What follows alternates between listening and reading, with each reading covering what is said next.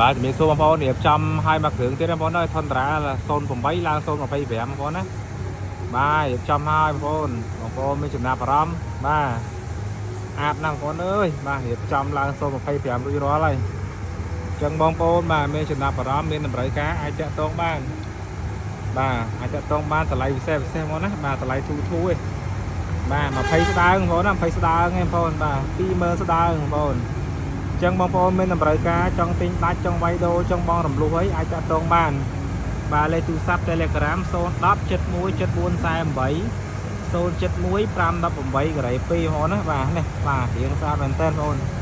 នេះយើងតឡើង025ពណ៌ទឹកប្រាក់08ពង1ឡើង025មានហ្គាសហើយមាន license ហើយបាទអូ license នៅបាទនៅ license នៅបាទកុំឲ្យខុស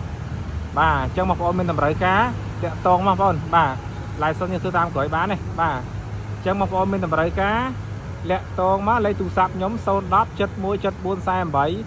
071 518ការ៉េ2បងប្អូនណានេះឲ្យមើលមកជុំបងប្អូនឲ្យមើលមកជុំណាបាទអញ្ចឹងបងប្អូនមានតម្រូវការបាទចង់ទិញដាច់ចង់វាយដូរចង់បងរំលោះអីបានមួយសេតបងប្អូនណាបាទតម្លៃល្អមែនតើបងប្អូនបាទ08បាទយើងអាប់ក្រេតឡើង025បងប្អូនអូយស្អាតណាស់បងប្អូនណាបាទកង់យ៉ាន់ឲ្យមួយសេតបងប្អូននិយាយទៅយើងលេងឲ្យមួយសេតតែម្ដងអញ្ចឹងបងប្អូនមានតម្រូវការវឺតបងប្អូនណាវឺតបាទតម្លៃល្អមែនតើតម្លៃនេះបាទឡើង025គឺអញ្ចឹងបាទអែម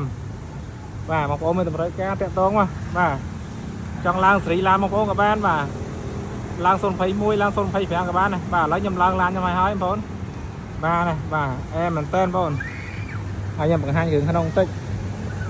បាទគ្រឿងក្នុងវិញខ្ញុំលេងខ្មៅការ៉ូ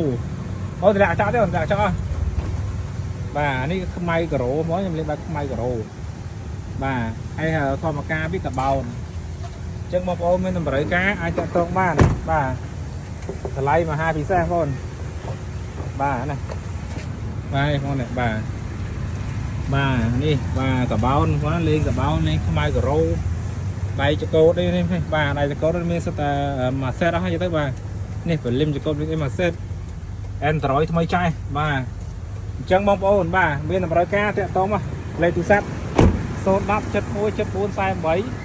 071 518ការ៉េ2បាទអរគុណច្រើនបងប្អូនគ្នាបាទ